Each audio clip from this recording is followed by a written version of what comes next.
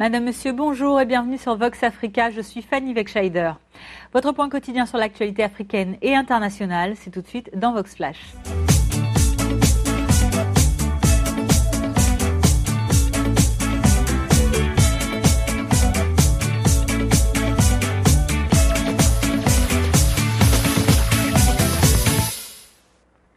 Ouvrons notre journal de ce mardi 8 mars au Bénin, où le premier tour de l'élection présidentielle, vous le savez, s'est déroulé ce dimanche. Alors que les urnes continuent d'affluer de tout le pays vers Cotonou, la Commission électorale nationale autonome a annoncé hier que les premiers résultats du scrutin devraient être publiés ce mardi. La vice-présidente de la Sénat a ainsi déclaré espérer pouvoir au moins donner des grandes tendances de ce vote. Les 120 observateurs et 16 experts de la communauté des États d'Afrique de l'Ouest, qui ont été déployés dans les 12 départements du Bénin, ont confirmé un déroulement du scrutin dimanche sans incident majeur et dans des conditions acceptables de liberté et de transparence. Tout ceci, même si à la veille du scrutin, une grande partie des nouvelles cartes d'électeurs n'avaient pas encore été distribuées et que la Sénat a finalement dû autoriser certains électeurs à voter avec leurs anciennes cartes. Politique également en Zambie, où l'opposition se dit persécutée par le président Edgar Lungu. Après 2 arrestations rien que la semaine dernière, Geoffrey Mwamba, le vice-président du principal parti d'opposition, l'UPND, a été libéré sous caution. Attendu, comme vous le voyez, devant le tribunal de Lusaka par une large foule de ses partisans, Geoffrey Mwamba a finalement quitté le palais de justice, accompagné du président de son parti, Hakainde Hichilema, principal concurrent du chef de l'État pour la prochaine élection présidentielle qui aura lieu le 11 août prochain. Geoffrey Mwamba a été soupçonné de former une milice de 250 hommes en vue du scrutin, ce que dément le chef de l'UPND. Après sa libération hier, M. Mwamba, ancien ministre de la Défense sous le président Michael Sata, devra se représenter devant la justice le 10 mars. Et s'il est reconnu coupable, il risque au moins 7 ans de prison. Je vous propose d'écouter cette déclaration de Geoffrey Mwamba à sa sortie du tribunal hier. Ils essaient de trouver des moyens de me mettre hors du circuit pour que le président du parti, Hakainde Hichilema, puisse être seul politiquement parlant et pour mobiliser. Je n'ai pas peur d'Edgar Lungu. Je le répète, je n'ai pas peur d'Edgar Lungu. Et si dire que je n'ai pas peur de toi, Edgar, est un crime, alors venez m'arrêter. Au Nigeria, vous le savez, avec la lutte contre le terrorisme, celle contre la corruption est l'un des chevaux de bataille du président Muhammadu Buhari. Et c'est Alex Bade, l'ancien chef d'état-major des armées du Nigeria, qui en fait actuellement les frais. Monsieur Bade a été placé en détention provisoire hier lundi devant la haute cour de justice d'Abuja, où il a plaidé non coupable. Une demande de libération sous caution devrait être examinée jeudi. L'ancien général, qui a été limogé déjà en juillet dernier, fait face à 10 chefs d'accusation, notamment ceux de fraude, d'abus de confiance ou encore de blanchiment d'argent. L'officier aurait en effet détourné des fonds de l'armée de l'air nationale afin de construire pour lui et son fils plusieurs propriétés luxueuses et même un centre commercial. Un mot de science à présent. Dakar accueille à partir de ce mardi le Forum mondial sur les sciences en Afrique. L'ouverture de cet événement majeur est assurée par le président sénégalais, Macky Sall, ainsi que par son homologue rwandais, Paul Kagame, avant une cérémonie officielle à 10h locale ce matin. Le forum est organisé par la plateforme africaine Next Einstein Forum, comprenez le forum du prochain Einstein, qui rassemble des dirigeants de l'industrie, de la politique, de la science ou encore de la technologie. Ce rendez-vous a pour objectif de renforcer l'enseignement et la recherche scientifique sur le continent, ainsi que de mettre en valeur les meilleurs jeunes scientifiques d'Afrique. Thématique de cette édition, première édition, développer les talents en matière de STIM pour relever les défis mondiaux de demain. Le Forum mondial sur les sciences en Afrique, qui se veut biennal, se clôturera ce jeudi. Plus de 700 participants venus de 80 pays étaient déjà enregistrés et parmi eux 52% de jeunes et 40% de femmes. Culture à présent avec cet hommage rendu hier au Mali à Ali Farka Touré. 10 ans jour pour jour après son décès, le musicien malien de légende a été honoré à Bamako. Preuve de l'importance du legs culturel laissé dans le pays par Ali Farka Touré, une place et une rue de la capitale portent désormais le nom de cette légende. La statue à l'effigie du musicien a été inaugurée dans l'après-midi dans le quartier de Lafiabougou, où il a vécu. Et dans les rues avoisinantes, des musiciens reprenaient les grandes œuvres d'Ali Farka Touré. Suite à une cérémonie sobre en présence de hauts responsables du pays, dont des membres du ministère de la Culture, mais aussi d'amis ou encore de membres de la famille, comme par exemple le fils de Ali Farka Touré, vieux Farka Touré, la procession s'est poursuivie ensuite au Musée national du Mali. Et là-bas, le vernissage d'une superbe exposition photo a permis de faire de nombreux discours d'éloge en hommage au génie, à l'être unique ou encore au talent incroyable du Malien. L'occasion aussi de découvrir une triple facette de l'artiste, le musicien, le cultivateur, mais aussi le maire de la ville de Niafunké, où il a eu une ferme et où il a été inhumé. Je propose d'écouter ces témoignages de proches sur l'héritage laissé par Ali Farka Touré. Ali laisse un héritage immense musicalement. Parce que vous savez, toute la pépinière de la musique du Nord, tous les jeunes qui s'évanouissent ces derniers temps parlent et jouent la musique de Ali. Ali, il avait un jeu spécial, très spécial, que j'adore moi-même. C'est de la même manière dont je joue.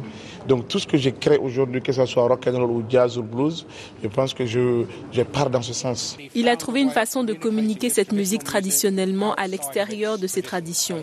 Il respecte la tradition, mais ce qu'il a fait, c'est transposer la musique vers un instrument occidental, transposer la musique traditionnelle et la guitare traditionnelle vers la guitare occidentale. Et il a en quelque sorte dévoilé un secret et tout le monde a été en mesure de partager sa musique.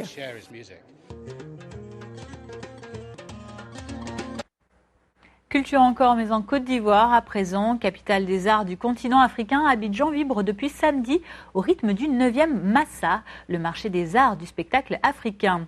Le spectacle se terminera samedi 12 mars. Pendant une semaine durant, 2000 professionnels et près de 760 artistes, composés notamment de musiciens, de comédiens, de danseurs ou encore de conteurs, célèbrent la diversité culturelle du continent africain, et ce pour le bonheur de leurs publics respectifs. L'édition 2016 consacre la réinvention des arts de la scène. Reportage de nos correspondants sur place. Véritable rendez-vous de la diversité culturelle, le 9e Massa, le marché des arts du spectacle africain, rassemble depuis quelques jours à Abidjan 2000 professionnels et près de 760 artistes, dont des conteurs, danseurs, comédiens et musiciens de l'Afrique et des autres contrées du monde. L'édition présente mise, selon les organisateurs, sur la volonté de favoriser un retour gagnant pour les différents participants. En clair, les artistes doivent repartir chez eux avec des contrats en poche. Une intention soutenue par l'OIF, l'Organisation internationale de la francophonie, qui encourage la tenue du Massa. C'est également la volonté du pays hôte, dont le ministre de la Culture et de la francophonie, Maurice Bandaman, a traduit aux hommes et femmes des arts et de la culture le souhait de voir chaque artiste vivre pleinement de son art. L'édition 2016, rehaussée par la présence de l'invité d'honneur Ray Lema, artiste musicien originaire de la République démocratique du Congo, porte sur la réinvention des arts de la scène. Le Premier ministre ivoirien, Kablan Dinkan, s'est réjoui samedi de la renaissance du Massa en assurant aux organisateurs et participants le soutien du gouvernement de son pays. Depuis l'édition de 2014, qui a marqué la reprise de cet important événement, après plus de 7 ans d'interruption, le Massa a bel et bien repris, n'est-ce pas? Cette 9e édition du Massa est un signal fort au monde. Personnellement, j'attends que la culture prenne de plus en plus d'importance au niveau de notre stratégie politique de développement. Le président a dit les solutions. Maintenant, les solutions, et que ce soit quelque chose de panafricain et qu'on puisse vendre nos produits comme les autres vendent leurs produits, que ça devienne des produits vendables, mais par nous, pas par les autres. On attend toujours du Massa qu'il aille mieux, qu'il profite au maximum d'artistes possibles à toute la création des arts vivants d'Afrique. Cette édition du Massa, on a une meilleure organisation et on se rend compte que le Massa est pluridisciplinaire. Donc tous les amoureux de l'art, de la culture sont présents. Le Massa ferme ses portes le 12 mars prochain. Il est suivi dans plusieurs quartiers de la capitale économique ivoirienne et dans des villes de l'intérieur d'Ambouaké, à Adzopé, au centre et sud de la Côte d'Ivoire. Créé en 1993, Le Massa a repris ses droits en 2014 après une interruption due aux années de crise qu'a connu le pays. À l'international, l'ancienne numéro 1 du tennis mondial, la Russe Maria Sharapova, a annoncé hier depuis Los Angeles qu'elle avait fait l'objet d'un contrôle antidopage positif au meldonium. C'était lors de l'Open d'Australie en janvier dernier. Écoutez ses déclarations en conférence de presse ainsi que son ironie au sujet de l'annonce qui était attendue de sa retraite.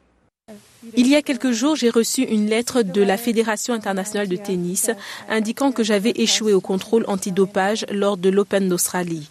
J'ai effectivement échoué au test et j'en prends l'entière responsabilité. Pendant 10 ans, ce médicament n'était pas sur la liste des produits prohibés par l'Agence mondiale antidopage. Mais le règlement a changé le 1er janvier dernier et ce médicament est devenu un produit prohibé, ce que je ne savais pas. J'ai fait une énorme erreur, j'ai déçu mes supporters. J'ai laissé tomber le sport que je pratique depuis mes 4 ans et que j'aime énormément. Je sais que je m'expose à des conséquences, mais je ne veux pas finir ma carrière de cette façon et j'espère que je vais avoir la chance de rejouer. Je sais que beaucoup d'entre vous pensaient que j'allais annoncer ma retraite aujourd'hui. Mais si j'avais annoncé la fin de ma carrière, ça ne serait probablement pas dans un hôtel du centre de Los Angeles avec un tapis aussi moche.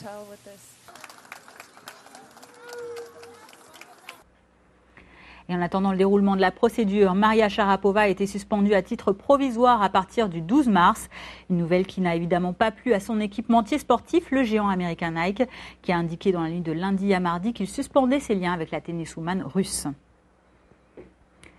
Et retour sur le continent africain pour terminer ce journal avec de nouveau un mot de science. Vous allez le voir, au Malawi, Félix Kambwiri fait un peu figure de savant fou.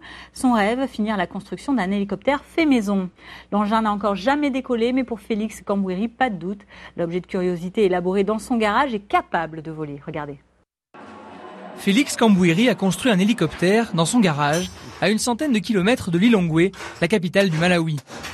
Enfant, il a découvert ces engins volants lorsque les services du président Kamuzu Banda survolaient les villages pour inspecter les plantations. Et il y a quelques mois, après des années à chercher en vain des plans de construction, ce soudeur de 45 ans a décidé de se lancer. Mon intention était de montrer au Malawi que ses habitants peuvent faire ce que les Blancs font.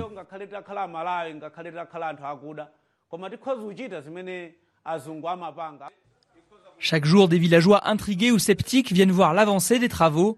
Mais Félix balaie les critiques. Pour lui, c'est sûr, son hélicoptère peut voler. Les gens viennent ici et disent que je suis fou. D'autres disent que cet hélicoptère va me tuer. Enfin, il y en a qui ont fait des études scientifiques et qui disent que cet hélicoptère ne peut pas voler parce que je n'ai pas fait d'études. Mais Dieu est grand.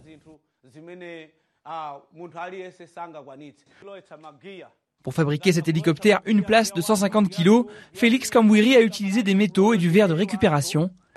Avec l'aide de ses assistants, il y a ajouté un circuit électrique et le moteur essence d'une moto. Coût total de la machine, $350.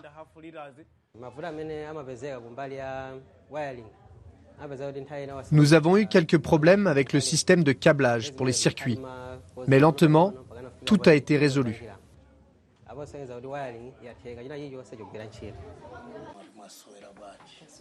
Père de 7 enfants, Félix Kambwiri assure qu'il est prêt à décoller, mais il attend le feu vert de la police pour garantir la sécurité de ses voisins.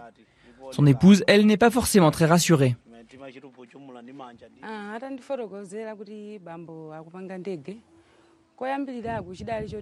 J'avais peur quand j'entendais que mon mari fabriquait un hélicoptère, car il ne l'avait jamais fait avant. Mais je l'ai accepté, car tout est possible grâce à Dieu.